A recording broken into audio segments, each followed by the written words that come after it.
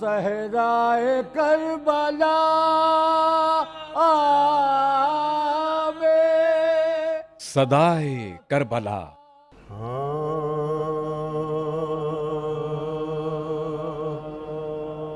کلام پاک سے بڑھ کر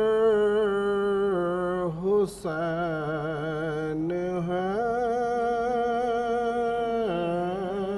کہ نہیں، رسول امی کے دلبر حسین ہے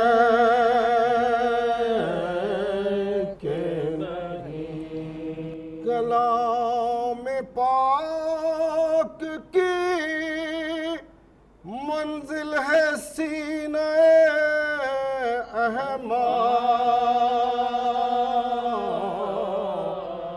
سوار بارہا سوار بارہا اس پر حسین ہے، نعرہ سلوات کہ نہیں، کلام پاک سے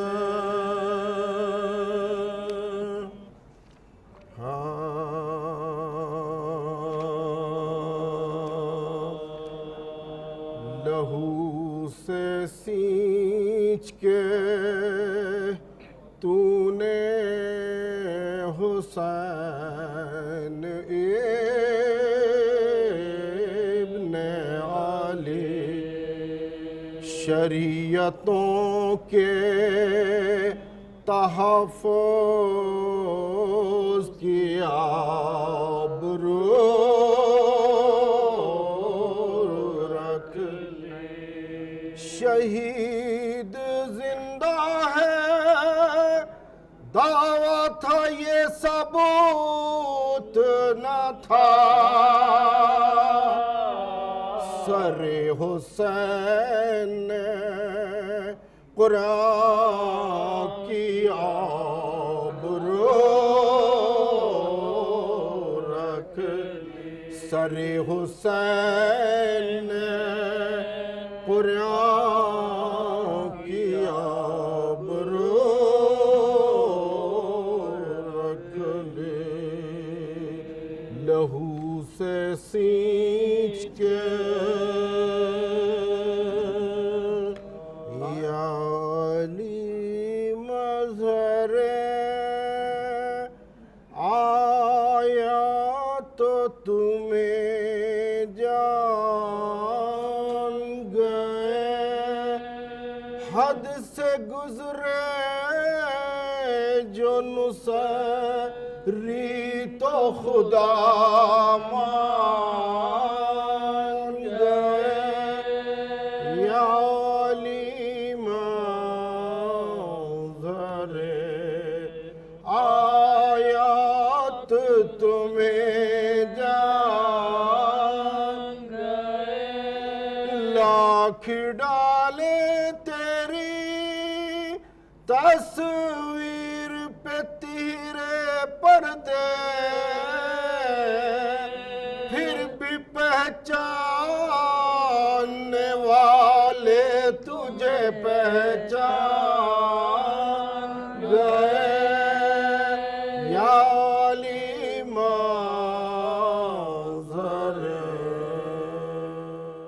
صدائے کربلا کہ عرش پر لے جائیں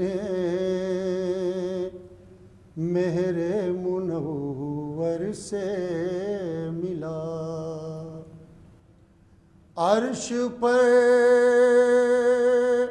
لے جائیں مہر منور سے ملا،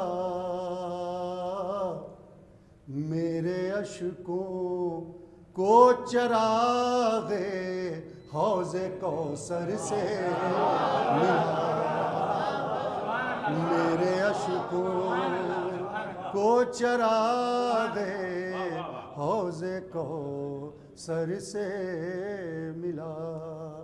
دوسرا مطلب بطور خاص پیش کر رہا ہوں, سماعت فرمائیں کہ مشق سے بولا یہ پانی مجھ کو اصغر سے ملا. مشق سے بولا یہ پانی مجھ کو اصغر سے ملا.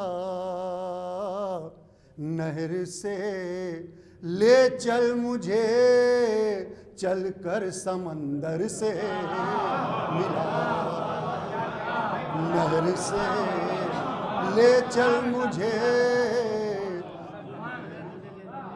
مشق سے بولا یہ پانی مجھ کو اصغر سے ملا. نہر سے لے چل مجھے چل کر سمندر سے ملا. نہر سے لے چل مجھے چل کر سمندر سے ملا. اور یہ بھی شعر کہ تشنگی کی آگ سے موجیں جھلس کر رہ گئیں. تشنگی کی آگ سے موجیں جھلس کر رہ گئیں. نہر کا پانی جو آبا سے دلاور سے, نہر کا پانی جو آبا سے دلاور سے ملا. اور یہ شعر بطور خاص سماعت فرمائیں کہ ریل صحرا پر 72 آیتوں کی شکل میں. ریل صحرا پر 72 آیتوں کی شکل میں ایک شہادت کا صحیفہ حق کو سرور سے. ریل صحرا پر 72 آیتوں کی شکل میں ایک شہادت کا صحیفہ حق کو سرور سے ملا.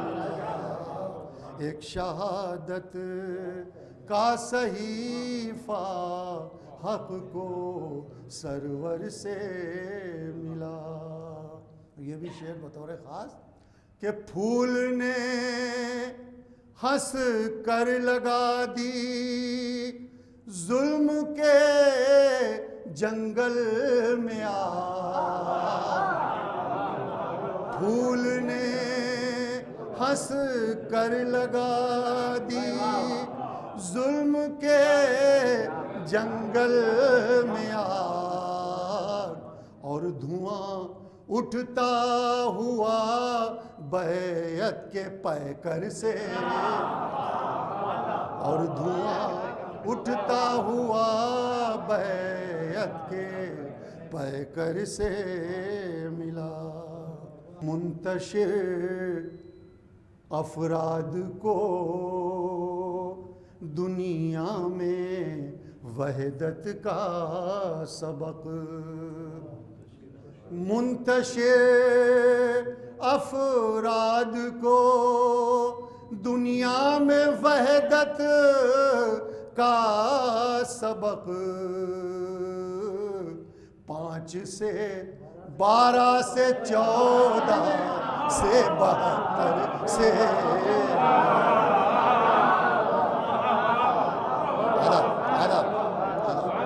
منتشر افراد کو دنیا میں وحدت کا سبق. 5 سے 12 سے 14 سے 72 سے ملا. 5 سے 12 سے 14 سے 72 سے ملا. مقطع بطور خاص کہ مل گئی جاوید پائے شہ پہ سجدے کی جگہ. مل گئی جاوید پائے شہ پہ سجدے کی جگہ. یہ شرف حر کے مقدر کو مقدر سے مل گئی.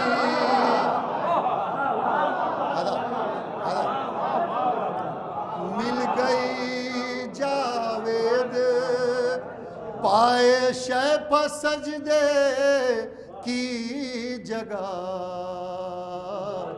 یہ شرف حر کے مقدر کو مقدر سے مل گئی جاوید پائے شہ پہ سجدے کی جگہ. یہ شرف حر کے مقدر کو مقدر سے ملا. نہر سے لے چل مجھے چل کر سمندر سے ملا. جہاں الفت کے شہیدوں پہ سلام آئے گا وہاں شبیر کے انصار کا نام آئے گا. صدائے کربلا.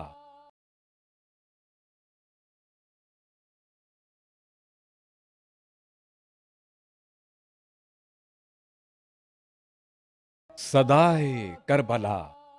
ذوق ایثار میں پانی کو ترسنے کی قسم، پیاس کے ابر کا ساحل پہ برسنا ہے ستم. خشک ہونٹوں کی عبارت نے دیا زور قلم، کون بھولے گا شرافت کے 72 آدم. کون بھولے گا شرافت کے 72 آدم. رد ظلمت کی جو تحریک جنم پائے گی، زندگی جلوہ شبیر میں ڈھل جائے گی. ہم نفس یاد ہے پیاسوں کا جہاد اکبر، جس کے صدقے میں ملی زندگی فکر و نظر. کربلا میں نظر آتا ہے انوکھا منظر، مثل آیات مسلوں پہ حسینی صفدر. بے حیا شامیوں میں حرص و ہوا کی باتیں، اور شبیر کے بندوں میں خدا کی باتیں. بھوک اور پیاس کی شدت تھی، پشکوے نہ گلے. گل ہوئی شمع تو یہ ماہ و نجوم اور کھلے. حشر میں دے گا خدا ان کو وفاؤں کے صلے، انتہا یہ کہ محمد کو بھی ایسے نہ ملے. انتہا یہ کہ محمد کو بھی ایسے نہ ملے. جہاں الفت کے شہیدوں پہ سلام آئے گا وہاں شبیر کے انصار کا نام آئے گا. کہہ رہا ہے شب عاشور کا دامن اب تک، میرا مقسوم بنی حر کے مقدر کی مہک. جن پہ قربان ہوئے جن و بشر حور و ملک، دفعتاً فیصلہ حر نے دکھائی وہ چمک. دفعتاً فیصلہ حر نے دکھائی وہ چمک. نار سے نور کی دوری کا جو اندازہ تھا،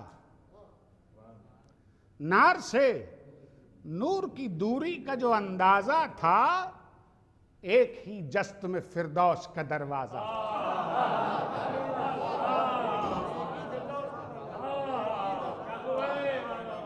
ایک ہی جست میں فردوس کا دروازہ تھا. کون کہہ سکتا ہے بے تابی حر کا عالم؟ رات بھر اشک بہاتی رہی چشمیں پرنم. ہر نفس کاٹ رہا تھا یہ خیال پیہم. ہائے میں گھیر کے لایا ہوں محمد کے حرم. کبھی کہتا تھا یہ داغ اب نہیں جانے والے. آج پیاسے ہیں مجھے پانی پلانے والے. زخم بنتا تھا جو بہتے ہوئے دریا کا خیال. انگلیاں کاٹ کے دانتوں سے یہ کرتا تھا سوال. خشک ہوتے ہیں میرے ہاتھ سے زہرا کے نہال. میں ہوں جس نے شہ والا کو دیے رنج و ملال. لائق دار ہوں مجرم ہوں خطاوار ہوں میں جس کو اللہ نہ بخشے وہ گناہگار ہوں.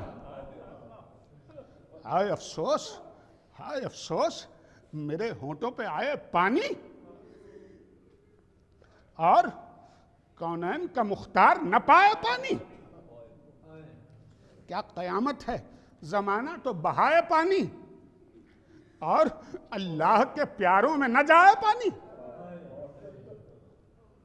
یہ حقائق دل حر کے لیے انگارے ہیں. تشنا لب ساقی کوثر کے جگر پارے ہیں. جائے حیرت ہے یزید اور ہو ایسوں کے خلاف. جائے حیرت ہے یزید اور ہو ایسوں کے خلاف. جن کے صدقے میں ہوئیں سرے حشر ہوئیں تقصیر معاف. جن کے صدقے میں سرے حشر ہوں تقصیر معاف. جن کی تعریف نظر آتی ہو قرآن میں صاف. صدق و الطاف و کرم کرتے ہیں اس گھر کا طواف. وصف ایسے کہ یہ سب سے جدا کہلائیں. یہ اگر سجدہ نہ کر لیں تو خدا کہلائیں. وصف ایسے ہیں کہ یہ سب سے جدا کہلائیں. یہ اگر سجدہ نہ کر لیں تو خدا کہلائیں. کبھی فرزند سے کہتا تھا کہ اے نور نظر زندگی آج ہے تقدیر کے دو راہے پر. ایک طرف شام کا دربار ہے اور خلت و زر. ایک طرف تشنہ لبی اور محمد کا پسر. جا رہا ہوں پسر رحمت کونین کے پاس. چین آئے گا مجھے فاطمہ کے چین کے پاس. الغرض فاطمہ کے چاند کو دیکھا حر نے. نور پایا تو کیا شکر کا سجدہ حر نے. بہرے تسلیم جو ہاتھوں کو اٹھایا حر نے. پا لیا اپنے مقدر کا سویرا حر نے. پرچم مہر ادھر چرخ کہن نے کھولا اور حر کے ہاتھوں کو ادھر شاہ زمن نے کھولا. کھول کر ہاتھ محبت سے کہا اے بھائی تو عجب وقت پہ مہمان ہوا ہے بھائی. کیا تجھے پیش کروں آب و غذا اے بھائی. بھوکے پیاسے ہیں میرے سب رفقا اے بھائی. عالم رنج و مصیبت ہے بھرے گھر کے لیے. اب تو ملتا نہیں پانی علی اصغر کے لیے.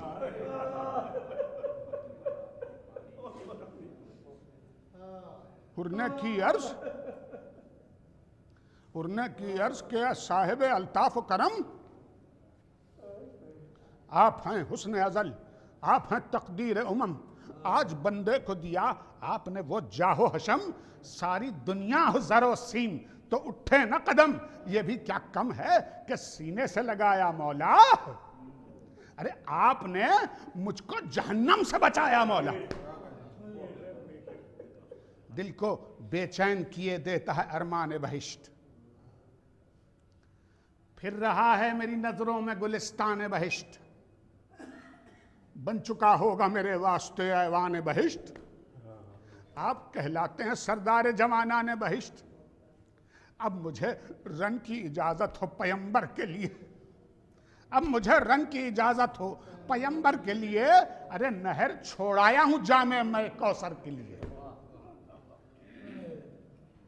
شانہ حر پہ شہیدی نے رکھا دست کرم، اور محبت سے کہا اے میرے تابندہ حشم، دل شبیر اٹھائے گا جدائی کا علم۔ جا میرے شیر بلاتے ہیں تجھے شاہ امم، جس میں مسلم ہیں اسی قصر ہنسی میں رہنا، جا مسافر چمن خلد بری میں رہنا۔ پائی خوشبو تمنا تو کھلا دل کا گلاب، حر کا چہرہ ہوا اسلام کی فصل شاداب۔ نیک فرزند بڑھا تھام کے گھوڑے کی رکاب، اور بغل گیر ہوئے جملہ حسینی اصحاب۔ پشتے رہوار پر جس وقت دلاور آیا، بولے اصحاب مقدر کا سکندر آیا۔ تیغ لہرا کے رسالوں کو پکارا حر نے، بزدلاں پالیا قسمت کا ستارہ حر نے۔ آج تقدیر کو جی بھر کے سنوارا حر نے، دیکھ لو موڑ دیا کفر کا دھارا حر نے۔ میں نہ کہتا تھا شہیدی کی عنایت ہوگی، شامیوں اب میری جاگیر میں جنت ہوگی۔ ہاں کوئی طالب دوزخ ہے تو آگے آئے، جس میں ہمت ہے لڑائی کے ہنر دکھلائے۔ منتظر دیر سے ہیں موت کے گہرے سائے، ہاں کوئی ہے جو میرے ہاتھ کی لذت پائے۔ سامنے آئے پہاڑوں کو ہٹانے والے، اب کہاں چھپ گئے تلوار چلانے والے۔ حر کی للکار کا میدان میں ہوا یہ انجام، کھینچ لی ایک مجاہد پہ ہزاروں نے حسام۔ یوں درندوں کی طرح ٹوٹ پڑا لشکر شام، ہر مورخ نے لکھا ہو گئی غیرت نیلام۔ جنگ کرنے کے یہ انداز نرالے دیکھے، حملہ ور ایک سپاہی پر رسالے دیکھے۔ پاس جس دم ستم و جور کی یلغار آئی، پاس جس دم ستم و جور کی یلغار آئی، حر کے بازو میں نئی قوت پیکار آئی۔ چار جانب سے جو تلوار پہ تلوار آئی، مستقل دور میں غازی کے طرحدار آئی۔ کہیں نیزے کہیں بھالے کہیں سر گرتے تھے، جن کا سایہ تھا نحوست وہ شجر گرتے تھے۔ پل جھپکتے ہی ہوئی ایسی جھنا جھن پیدا، جس کی تشبیہ لکھوں نغمہ میدان وغا۔ دیکھتے دیکھتے وہ خون کا بادل برسا، زندگی چیخ اٹھی دیکھ کے رنگین فضا۔ ایک اشارہ جو کیا خون کی غواصہ نے، گھنگرو باندھ لیے موت کی رقاصہ نے۔ ڈھال کے ساتھ گرے ہاتھ جفاکار گرے، دل کی پریاں ہوئیں آزاد پرستار گرے۔ پسلیاں سینوں سے نکلی تو کمادار گرے، گردنیں خود میں الجھی رہیں اسوار گرے۔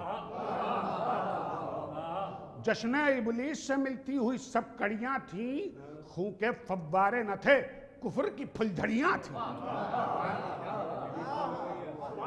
تیغ کے دائرے میں جب کوئی سرکش آیا، چرخ بھی آ گیا حیرت میں وہ چکر آیا۔ اڑ گئے ہوش بجز موت نہ رستہ پایا، کہہ رہا تھا سر وحشی پہ یزیدی سایہ، جان بچ جائے اب ایسے کوئی آثار نہیں، سورہ جن کی تلاوت ہے یہ تلوار نہیں۔ حر کی تلوار نے ڈالی وہ دہائی توبہ، صاف کہتی تھی قیامت کی صفائی توبہ، کس نے یہ کیفیت جنگ دکھائی توبہ، وہ جدا ہو گیا بازو وہ کلائی توبہ، جس نے رفتار کو دیکھا وہ نظر غائب تھی، اور سر بچایا جو کسی نے تو کمر غائب تھی۔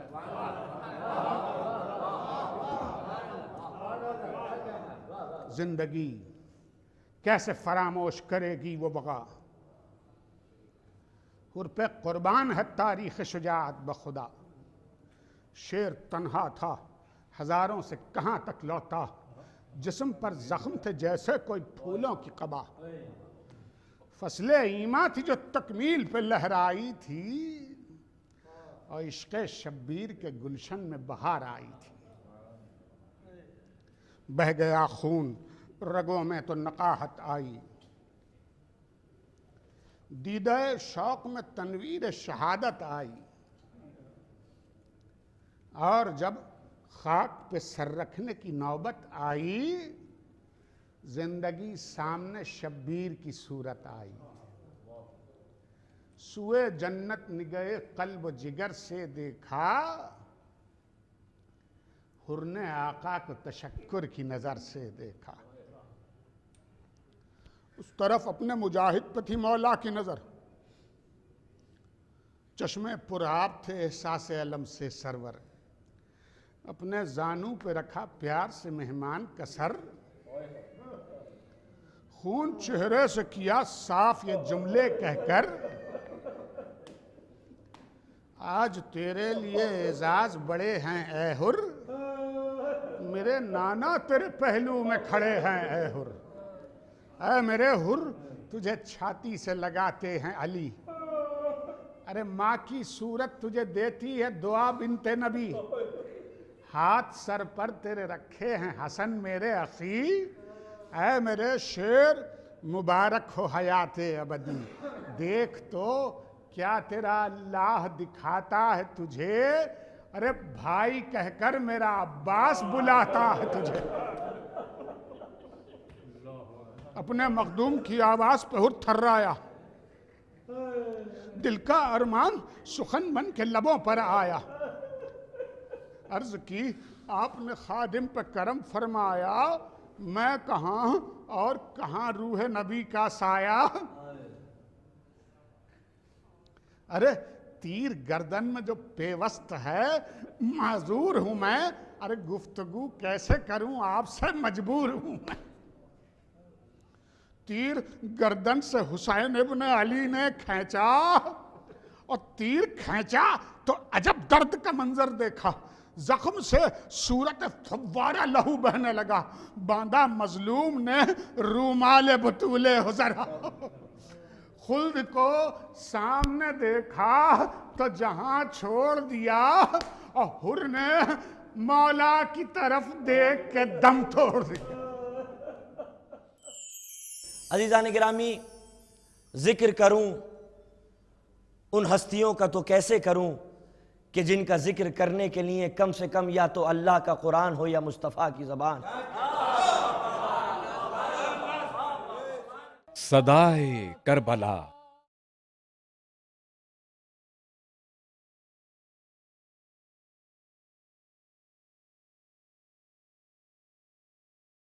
صدائے کربلا۔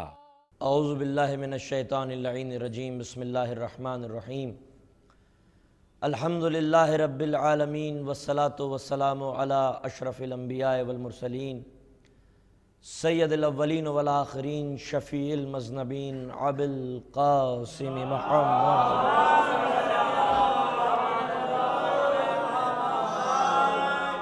وخاتم النبیین واہل بیتہ الطیبین الطاہرین المعصومین المظلومین المنتجبین، ولعنۃ اللہ علی اعدائہم اجمعین، اما بعد فقد قال اللہ سبحانہ فی کتابہ المبین وہو اصدق الصادقین، بسم اللہ الرحمن الرحیم، کنتم خیر امۃ اخرجت للناس تعمرون بالمعروف وتنہون عن المنکر وتؤمنون باللہ۔ صلوات پڑھیں محمد وآل محمد۔ عزیزان گرامی، عزاداران امام مظلوم، سامعین و ناظرین، تمام تعریفیں اس پروردگار عالم کے لیے کہ جسے مصطفیٰ جیسی ہستی جھک کے سبحان ربی الاعلیٰ کہتی ہے، اور درود و سلام رسول اسلام اور ان کی پاک و پاکیزہ آل کے لیے کہ جن کے بنا پر حلال و حرام ہے، عبادتوں کا ڈھنگ ہے، دعا کا آہنگ ہے، مسجدوں میں گونجتی ہوئی یہ تکبیریں اور محرابوں سے اٹھتی ہوئی لا الہ کی صدائیں انہی کی محنتوں اور قربانیوں کے صدقے میں باقی ہیں۔ عزیزان گرامی، ذکر کروں ان ہستیوں کا تو کیسے کروں کہ جن کا ذکر کرنے کے لیے کم سے کم یا تو اللہ کا قرآن ہو یا مصطفیٰ کی زبان.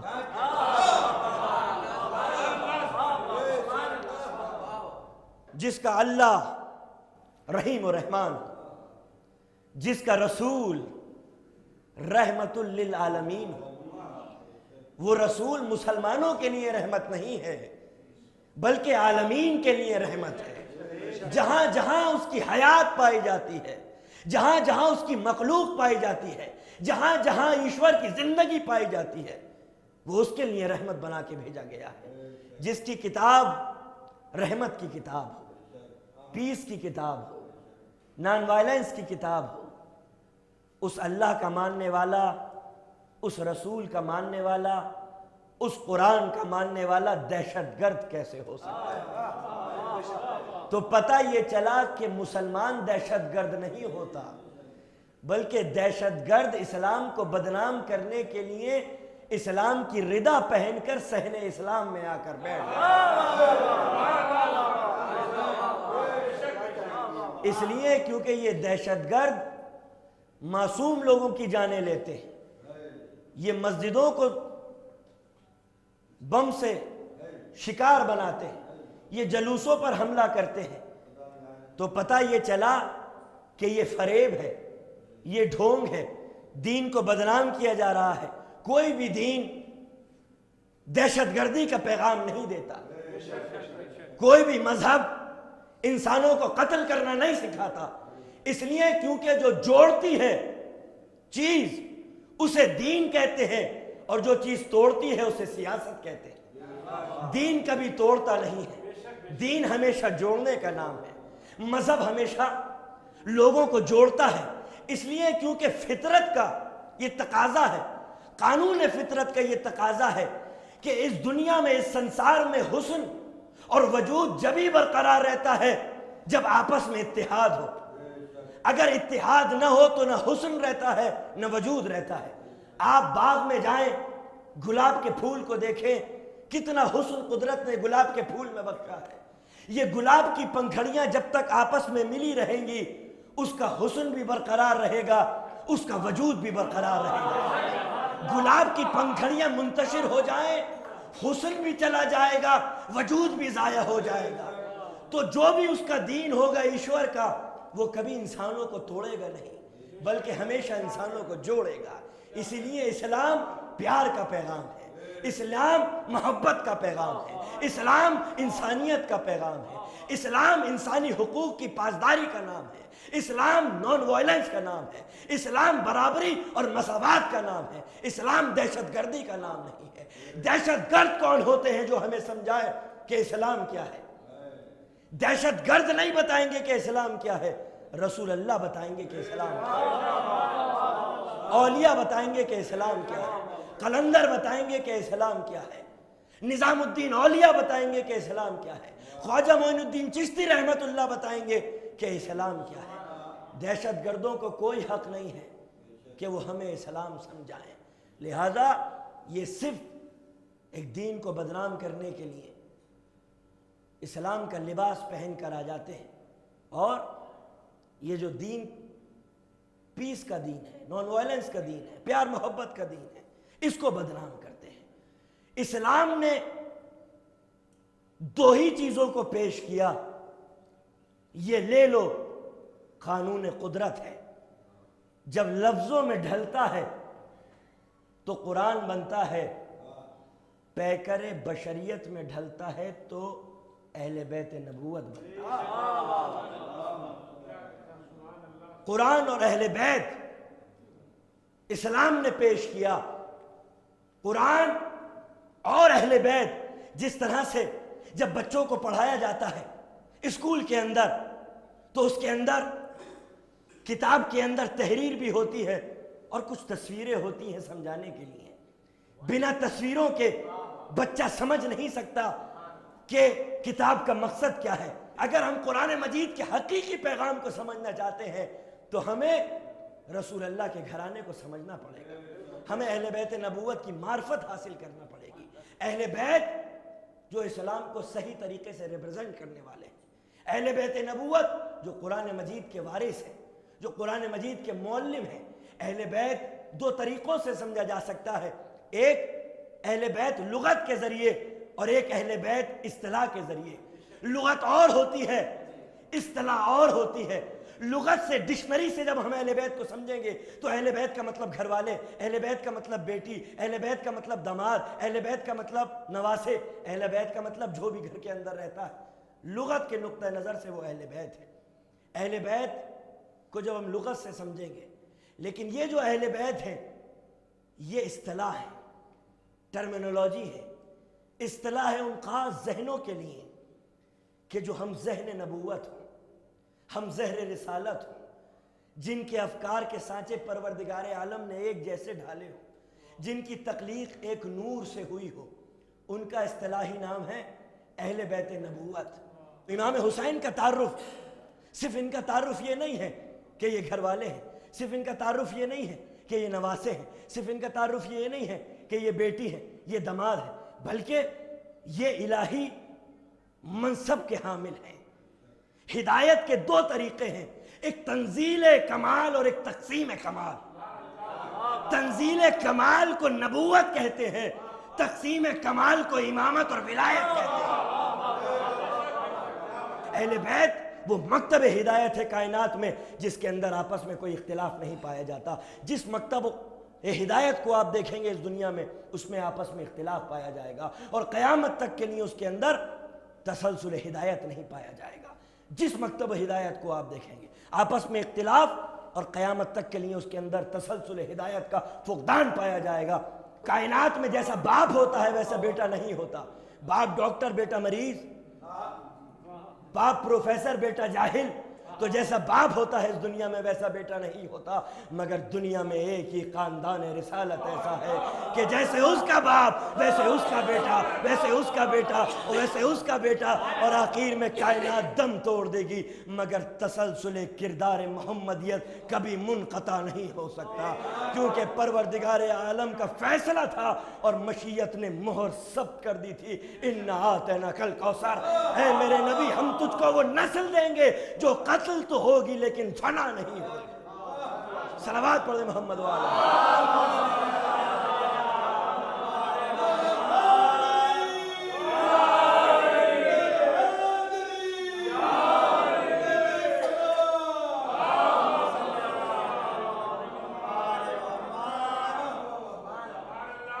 بڑا مشہور و معروف واقعہ ہے کہ رسول اسلام نماز پڑھا رہے ہیں مسجد کے اندر، سجدے کی حالت میں ہے.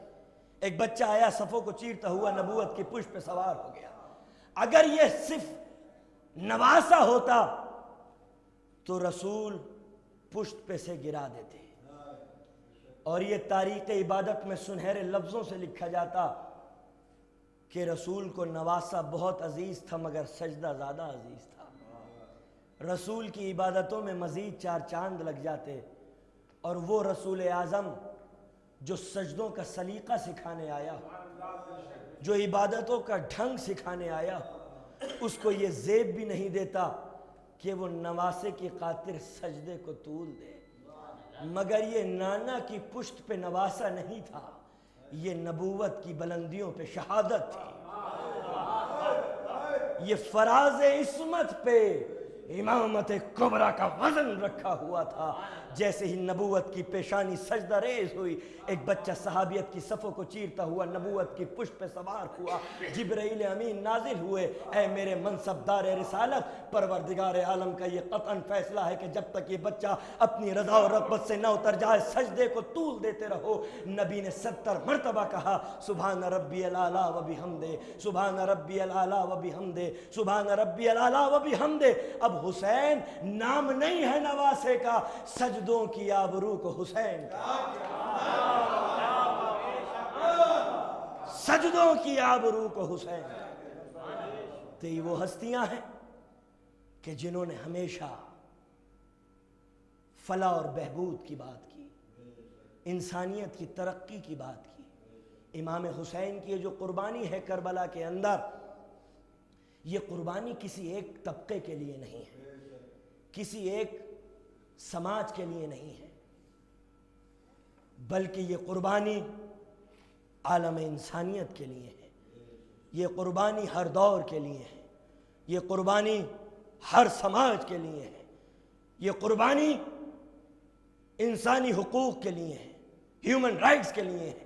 امام حسین کی قربانی یونیورسل قربانی ہے، عالمی قربانی ہے۔ امام حسین کی قربانی اصولوں کے لیے ایک جنگ تھی۔ کون سے اصول؟ حق اور انصاف کے مقدس اصول۔ آج ہمارے بیچ سوامی نارنگ موجود ہیں، یہ امام حسین سے محبت کرتے ہیں۔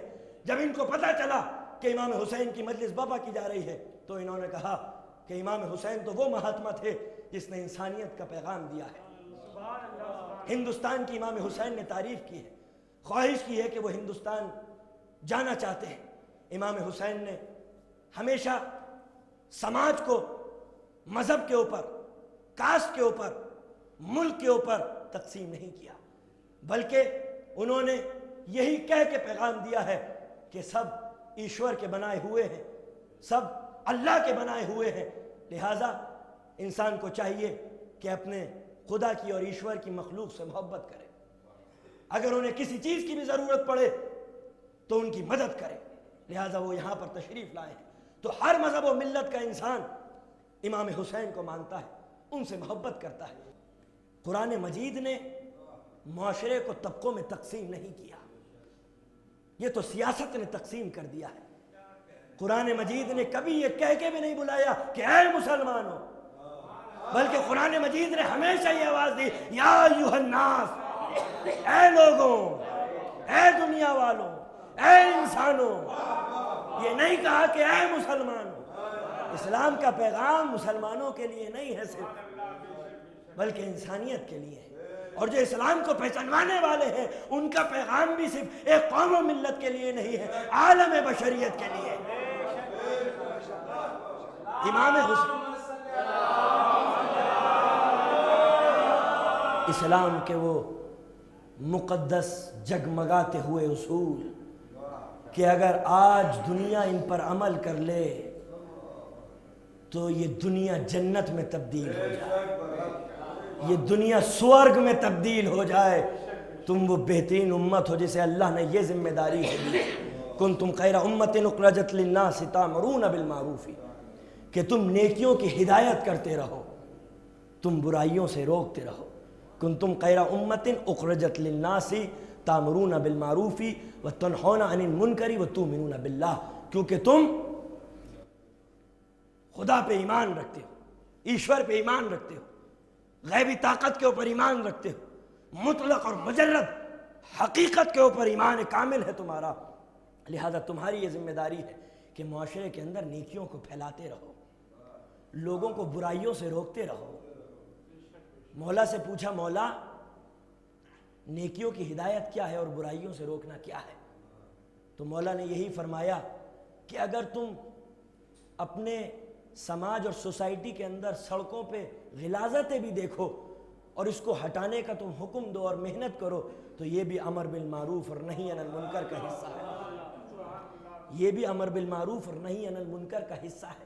یعنی تم نیکیوں کو پھیلاتے رہو، نیکیوں کو عام کرتے رہو، چمن کی خوشبو پھیلتی رہے، اور برائیوں سے لوگوں کو روکتے رہو، بتاتے رہو، اخلاق کے ساتھ، کردار کے ساتھ، دائرے میں رہ کے، حدوں میں رہ کے، حدوں سے تجاوز مت کرنا، اپنی لیمیٹیشنز کو کراس مت کرنا، کیونکہ مہذب قوموں کا تقاضا یہ ہے کہ وہ کبھی بھی اپنی حدوں کو تجاوز نہیں کرتی، بلکہ وہ حدوں میں رہ کر اخلاق کے ساتھ، حکمت کے ساتھ، کردار کے ساتھ لوگوں کو نیکیوں کی طرف بلاتے ہیں اور برائیوں سے روکتے ہیں۔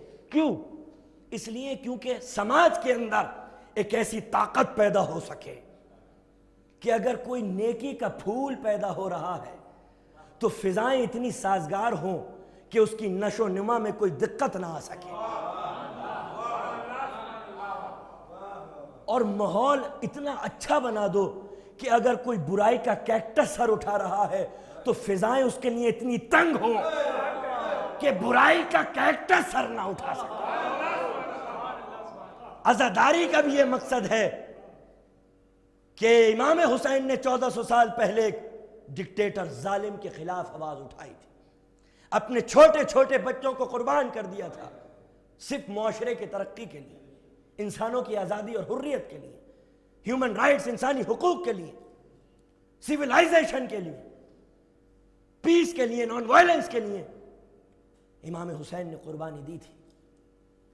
لوگ پوچھتے ہیں کہ امام کو ضرورت کیا تھی قربانی دینے کی؟ نمازیں پڑھائی جا رہی تھی، روزے رکھے جا رہے تھے، حج کیا جا رہا تھا، زکوٰۃ دی جا رہی تھی، لا الہ الا اللہ کے اور محمد رسول اللہ کے نعروں سے عرب کا خطہ منور تھا، آخرت پہ سب کا یقین تھا، پھر کیا ضرورت تھی امام حسین قیام کریں؟ امام حسین نے اس لیے قیام کیا دوستوں کہ دین کے دو رخ ہیں، ایک دین کا جسم اور ایک دین کی روح۔ جیسے ایک انسان کا جسم اور ایک انسان کی روح، اگر روح مر جائے تو پھر جسم بیکار ہو جاتا ہے۔ اسلام کا بھی ایک جسم ہے، اسلام کی بھی ایک روح ہے۔ یہ نماز ہے، یہ روزے، یہ حج، یہ زکوٰۃ، یہ ہے اسلام کا جسم۔ بظاہر یہ زندہ تھا۔ اسلام کی روح کیا ہے؟ اسلام کی روح ہے ہیومن رائٹس، اسلام کی روح ہے توحید، اسلام کی روح ہے انسانیت، اسلام کی روح ہے برابری، اسلام کی روح ہے پیس، اسلام کی روح ہے نان وائلنس، اسلام کی روح ہے جسٹس، انصاف، عدالت۔ یہ سب چیزیں دم توڑ رہی تھیں اور بظاہر اسلام زندہ تھا۔ امام یہی بتا دینا چاہتے تھے کہ معاشرے ہمیشہ عدالت کی بنا پر زندہ رہتے ہیں، انصاف کی بنا پر زندہ رہتے ہیں۔ وہ معاشرہ نہیں کہلایا جا سکتا انسانوں کا کہ جس کے اندر انسانی حقوق کی پاسداری نہ ہو، جس کے اندر ظلم پایا جاتا ہے، وہ انسانوں کا معاشرہ نہیں ہو سکتا، کوئی اور معاشرہ ہو سکتا ہے۔ امام حسین نے اسی لیے قیام کیا کہ عدالت کا مقدس اصول دم نہ توڑ سکے۔ امام نے قربانی دے کر یہ جو حق اور انصاف کی فصل سینچی ہے اپنے لہو سے، وہ صرف اس لیے تاکہ انسانیت ترقی یافتہ بن سکے، تاکہ معاشرہ آگے بڑھ سکے۔ یزید اپنے دور کا سب سے بڑا ڈکٹیٹر تھا، اور امام حسین ہم کو یہ پلیٹ فارم دے گئے کہ دیکھو کبھی بھی معاشرے کے اندر ظالم سر نہ اٹھا سکے، نیک انسان تنہائی محسوس نہ کرے، کمزوری محسوس نہ کرے۔ تم ایک پلیٹ فارم پر آ جاؤ انسانیت کے اور عزاداری کے۔ اور امام حسین کا ہم جو یہ ماتم کرتے ہیں، ہم یہ اپنا پروٹیسٹ درج کرا دیتے ہیں کہ ظالموں دیکھو، تم یہ مت سوچنا کہ سماج سو رہا ہے، بلکہ ماتم کر کے آوازیں بلند کر کے ہم یہ بتاتے ہیں کہ سماج جاگ رہا ہے۔ حق اور انصاف کے مقدس اصول آج بھی زندہ ہیں۔ وہ حسین مہاتما کی ذات ہے کہ جو ان مقدس اصولوں کو ذوف شانیہ بخشے، ان کو حیات و جلا بخش رہی ہے۔ یہ وہ پلیٹ فارم ہے۔ امام حسین نے اس لیے قربانی دی تھی۔ تو اسلام پیار اور محبت کا پیغام ہے، امن کا پیغام ہے، چین کا پیغام ہے، برابری کا پیغام ہے، مساوات کا پیغام ہے، انسانی حقوق کا پیغام ہے، ایجوکیشن کا پیغام ہے، اور سویلائزیشن کا پیغام ہے۔ اور اسلام کو پہچاننے والے یہ وہ مقرب ترین ہستیاں ہیں اہل بیت نبوت کی، جو رسول اللہ کا گھرانہ ہے، کہ انہوں نے ہمیشہ قربانیاں دیں انسانوں کے لیے، ان کی آزادی کے لیے، ان کی ترقی کے لیے۔ اور یہی وجہ ہے کہ امام حسین مکہ امام حسین نے چھوڑ دیا۔ امام نے یہ درس دیا ہے کہ دیکھو، اسلام کبھی بھی فتنہ نہیں چاہتا، اسلام کبھی بھی فساد نہیں چاہتا۔ تم فساد سے دور رہو، فتنے سے دور رہو، چاہے تمہیں حج کو عمرے میں تبدیل کرنا پڑے۔ امام حسین نے چھوڑ دیا، مکہ کوفے کی طرف جانے لگے۔ شاہراہ تھی، ادھر امام کا خیمہ نصب تھا، ادھر زہر قین کا خیمہ نصب تھا۔ زہر قین امام سے بہت نفرت کرتے تھے، امام کو کبھی انہوں نے دیکھا نہیں تھا، امام کو وہ پسند نہیں کرتے تھے۔ ادھر زہر قین کا خیمہ ادھر امام حسین کا خیمہ۔ زہر قین نے دسترخوان پر بیٹھ کر کھانا تناول فرمانا شروع کیا، لقمہ ہاتھ میں تھا، اچانک در پہ دق الباب ہوا۔ زہر قین لقمہ پکڑ کر سوچنے لگا۔ زہیر کی بیوی زہیر کو دیکھ رہی تھی، کہتی ہے زہیر اگر اسلامی تعلیمات دم توڑ چکی ہے تو عربوں کی شرافت کو کیا ہوا؟ مہمان دروازے پر ہے اور تم خاموش ہو۔ زہیر نے لقمہ پھینک کے کہا کہ مجھے کوئی مطلب نہیں، 2 شہزادوں کی جنگ ہے۔ ایک مرتبہ زہیر کی بیوی کہتی ہے، کیا کہا زہیر؟ 2 شہزادوں کی جنگ؟ کس کا مقابلہ کس سے کر رہا ہے؟ ایک طرف رسول اللہ کا بیٹا اور ایک طرف ہندہ کا بیٹا، ایک طرف نور کا ظہور اور دوسری طرف غلاظتوں کا غبار۔ کس کا مقابلہ کس سے کر رہا ہے؟ ایک طرف حق اور انصاف کو قائم کرنے والا، دوسری طرف انسانوں کو بے گناہ قتل کرنے والا۔ زہیر ناراض ہو کر چلا گیا۔ بہت دیر ہو گئی، زہیر قین لوٹ کر آئے، دروازے پہ آ کر کہتے ہیں صاحب ہم تم کو طلاق دینے کے لیے آئے ہیں۔ زوجہ نے کہا زہیر اندر آؤ۔ کہا نہیں ہم جا رہے ہیں۔ اسی اثنا میں زہیر کا ایک دوست آ گیا، کہا زہیر کیا ہوا؟ کیا ہوا؟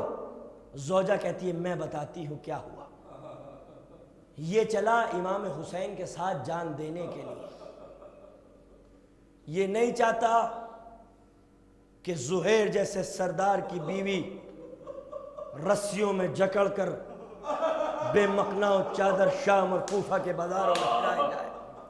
زہیر جہاں زینب و کلثوم ہوں گی، اگر یہ کنیز ہو تو پھر مقدس سمر جائے۔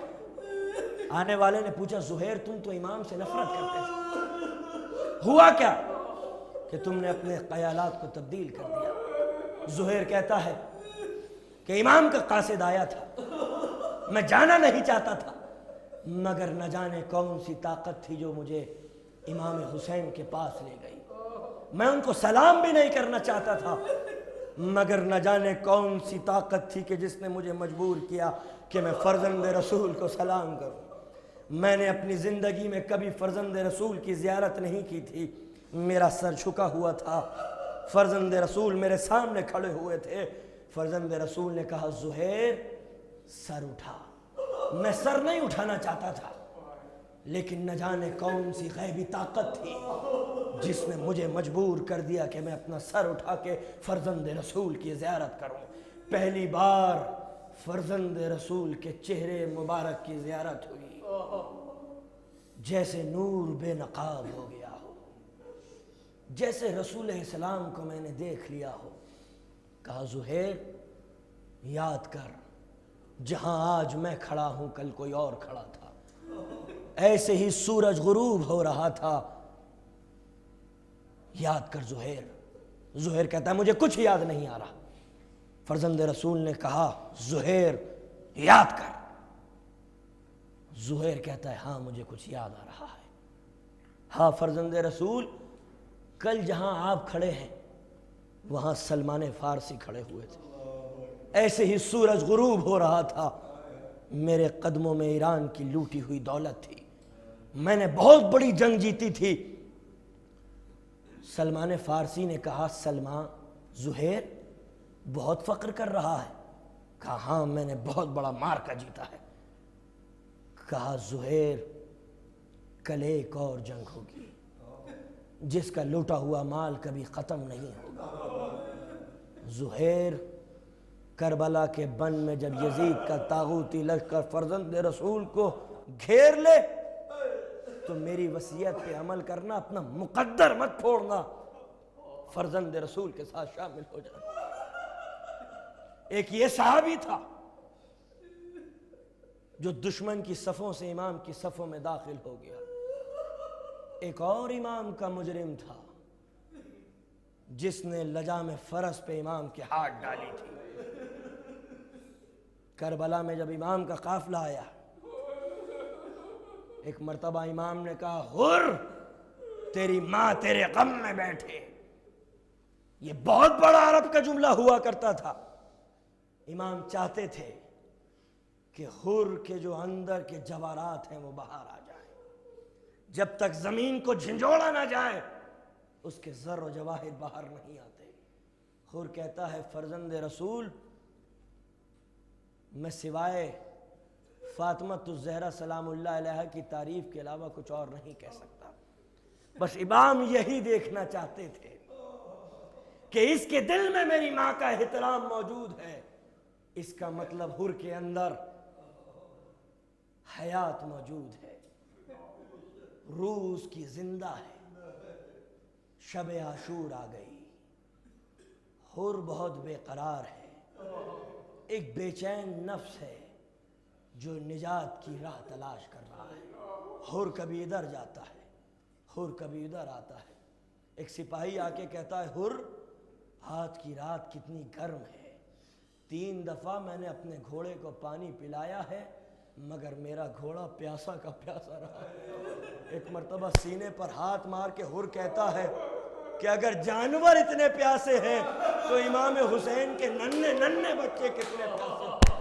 ہار میں نہیں جانتا تھا کہ معاملہ اس منزل تک پہنچ جائے۔ حر بڑا بے قرار ہے۔ اسی اثنا میں حر کا بیٹا حر کے سامنے آ کر کھڑا ہو گیا۔ ایک مرتبہ حر نے اپنے بیٹے کو سینے سے لگا لیا، کہتا ہے حر نے کہا میرے لال مجھے تیری بہت ضرورت ہے، میرے سینے سے لگ جا۔ ایک مرتبہ حر جملے بدل کے کہتا ہے میرے لال ایک بات تو بتا کہ ایک طرف جنت کے باغات ہوں اور دوسری طرف دوزخ کے بھڑکتے ہوئے شعلے ہوں، عقل انسانی کا کیا فیصلہ ہے کہ کس طرف جانا چاہیے؟ ذہین باپ کا ذہین بیٹا ایک مرتبہ پیچھے ہٹ کے کہتا ہے بابا روز محشر جناب سیدہ نے گریباں پہ ہاتھ ڈالا تو ہم کیا کریں گے، ہم کیا کریں گے؟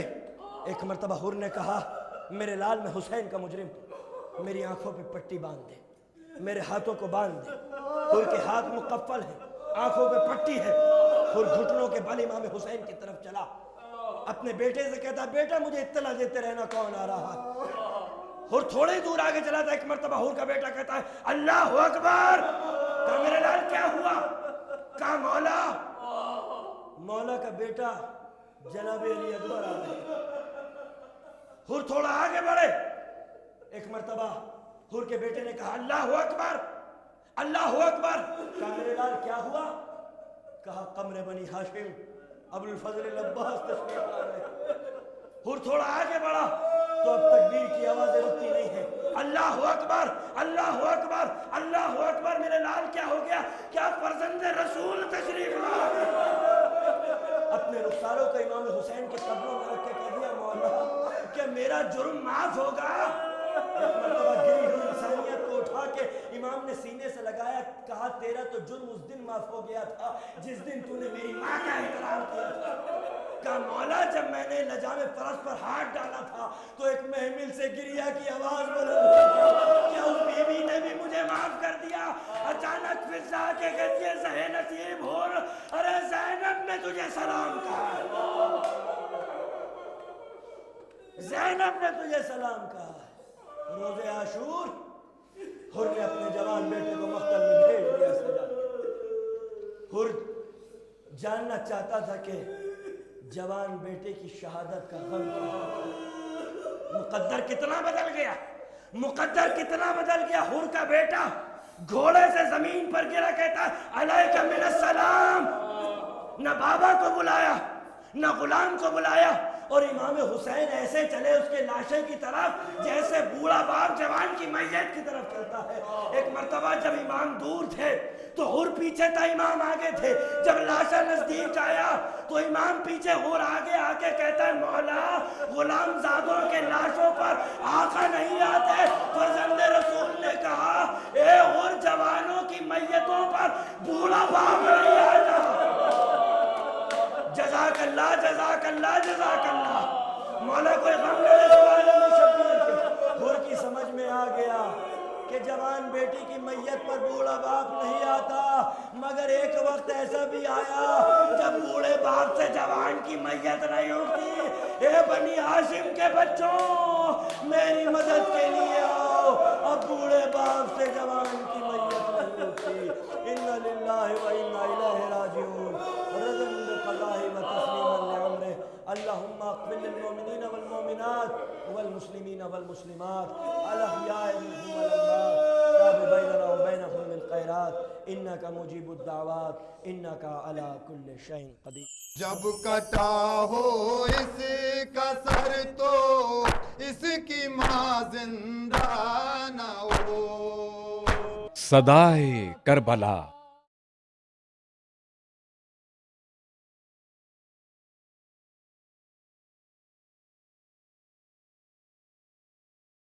صدائے کربلا، دیار شام،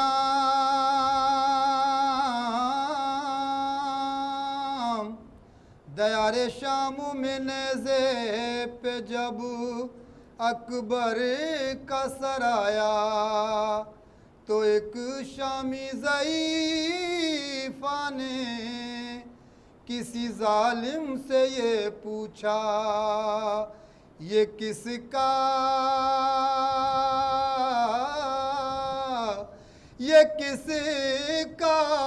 سر ہے؟ وہ بولا کہ ہم شکل پیغمبر کا۔ تو دعا کو ہاتھ اٹھا کر رب سے وہ کرنے لگی شکوہ، یا الہی یا الہی کہ جب کٹا ہو اس کا سر تو اس کی ماں زندہ نہ ہو۔ اس جوان کی ماں نے سر کٹتے ہوئے دیکھا نہ ہو۔ جب کٹا ہو اس کا سر تو اس کی ماں زندہ نہ ہو۔ جب کٹا ہو اس کا سر تو اس کی ماں زندہ نہ ہو۔ اس جوان کی ماں نے سر کٹتے ہوئے دیکھا نہ ہو۔ جب کٹا ہو اس کا سر تو اس کی ماں زندہ نہ ہو۔ یہ چہرہ 14ویں کا چاند ہے، مہر منور ہے، یہ ماں بہنوں کے اور پھوپھیوں کے ارمانوں کا محور ہے۔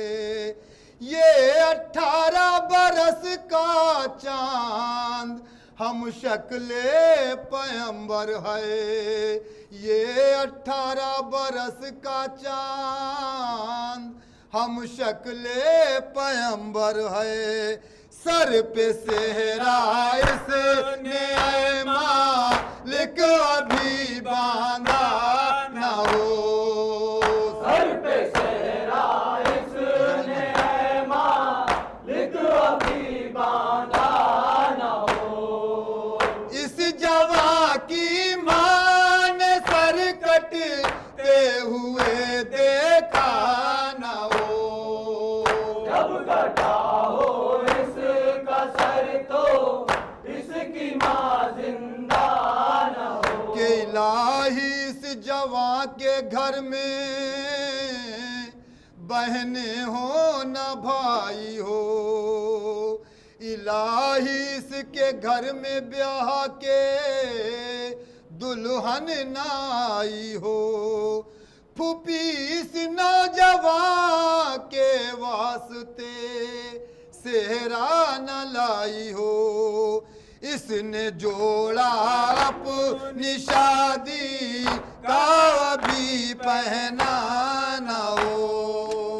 اس نے جوڑا اپنی شادی کا بھی پہنا نہ ہو۔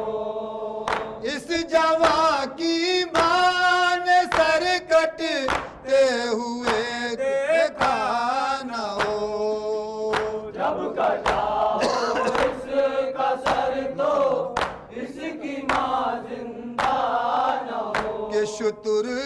پشت سے شاہین غش کھا کر گری لیلا کہا سر پیٹ کے ہائے ہائے میرے کڑیل جواں بیٹا بڑی حسرت تیری ماں کو دیکھے گی تیرا سہرا میں نے جو دیکھا کسی ماں نے کبھی دیکھا نہ ہو میں نے جو دیکھا کسی ماں نے کبھی دیکھا نہ ہو میں نے جو دیکھا کسی ماں نے کبھی دیکھا نہ ہو دیکھا کسی ماں نے کبھی دیکھا نہ ہو اس جوان کی ماں نے سر کٹتے ہوئے دیکھا نہ ہو السلام علیکم یا ابا عبداللہ السلام علیکم یا ابن رسول اللہ السلام علیکم یا ابن امیر المومنین و سید الوسید السلام علیکم ولیین شہیدین و اخیک بالفضل العباس یا ابن امیر المومنین ورحمت اللہ وبرکاتہ السلام علیکم یا غریب الغرباء السلام علیکم یا معین الضعفاء والفقراء السلطان ابو الحسن یا علی ابن موسیٰ ایوہ الرضا ورحمت اللہ وبرکاتہ السلام علیکم یا صاحب العصر والزمان علمان علمان علمان اجل اللہ تعالی فرجک وسهل اللہ تعالی مخرجک وظہورک ورحمت اللہ